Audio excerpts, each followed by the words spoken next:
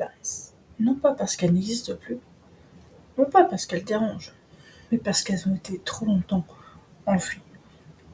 En 1944, dans les campagnes costa-ricaines, des hommes, des femmes et 2 enfants disparaissent, arrêtés, emmenés, puis plus rien, plus de nouvelles.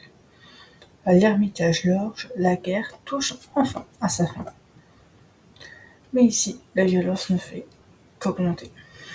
La résistance s'organise, les actions se multiplient, et en réponse, la répression s'intensifie. Arrestation, interrogatoire, dénonciation, parfois calomnieuse, et une pratique tant redoutée des habitants, les prises d'otages. Dans les villages, des habitants sont arrêtés, parfois résistants, parfois simplement soupçonnés, parfois dénoncés par des voisins. Ils sont emmenés sans explication, sans retour. Le 8 juillet 1944, par exemple, 6 résistants furent emmenés sans explication et massacrés dans la forêt de l'Orge, à l'Ermitage Lorge. Les corps furent retrouvés le 20 octobre de la même année. Le 9 juillet, les résistants s'apprêtèrent à réceptionner un parachutage d'armes dans le secteur communautaire, toujours dans les Côtes d'Armor. Les militaires littéralement au cours d'une opération de police les surprirent.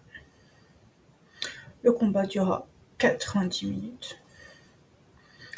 Les Allemands perdent une trentaine d'hommes. C'est au cours de ce combat que Pierre Le Balp et Edouard Martin furent tués. À court de munitions, les autres résistants se rendent. Les Allemands incendièrent la ferme en représailles avant de quitter les lieux. 11 personnes furent arrêtées.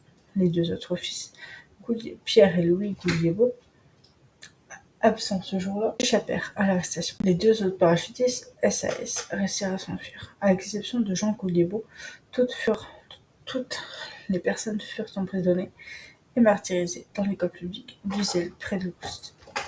Au cours du mois de juillet 1944, elles furent assassinées par les Allemands, aidés par les miliciens de Bézène-Perrot, dans la forêt de l'Orge.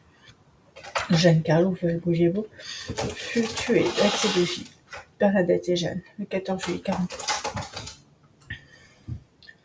Au fameux lieu, la Butte Rouge.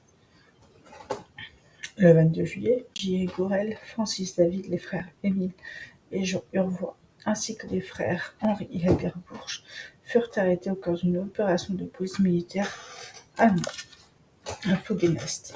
Albert Bourges fut arrêté à midi avec ses 2 frères à son domicile de Ploughenest, alors qu'ils étaient attablés. Son plus jeune frère fut relâché.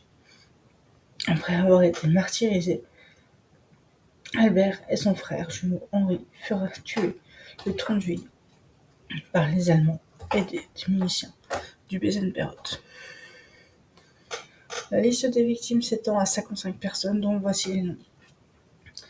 Eugène Besnard, Henri Albert Bourges, Carlo Jeanne, veuve Gouliébaud, Chrysostome Mirel, une jeune résistante d'à peine 20 ans, Désiré Collin, Félix Couteau, Francis David, Louis Dieu-le-Saint, Pierre Evenot, Pascal Fada, Bernadette Gouliébaud, Eugène Gouliébaud, toutes 2 enfants, Serge Grivelier, Robert Ami, Alphonse Méry, Angie Gourel, François Lanoé, Pierre-Eugène Le Balp, Édouard Le Bigot, Joseph Le Botelan, Georges Lequec, Jules Lemeur, Louis Madec, Paul Malichef, Édouard Martin, Yves Mescam, Léon Palaria, Jean Pinot, Arsène Rollet, Émile Urvois, Jean Urvois, son frère, Jean Siot, Eugène Lavéant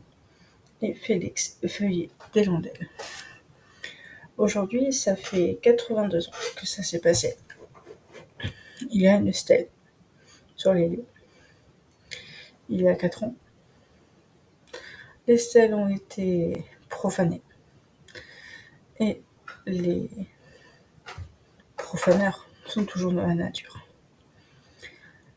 Je vous remercie d'avoir écouté cette vidéo et j'espère vous retrouver pour une un peu plus joyeuse très prochainement.